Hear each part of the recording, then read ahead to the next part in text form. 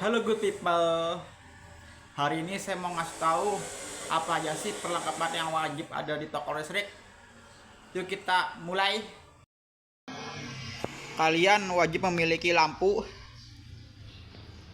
Ini yang utama di toko alat listrik.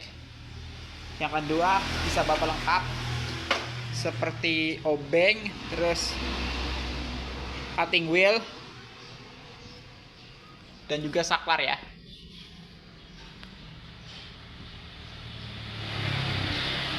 Dan juga lakban, dan juga ini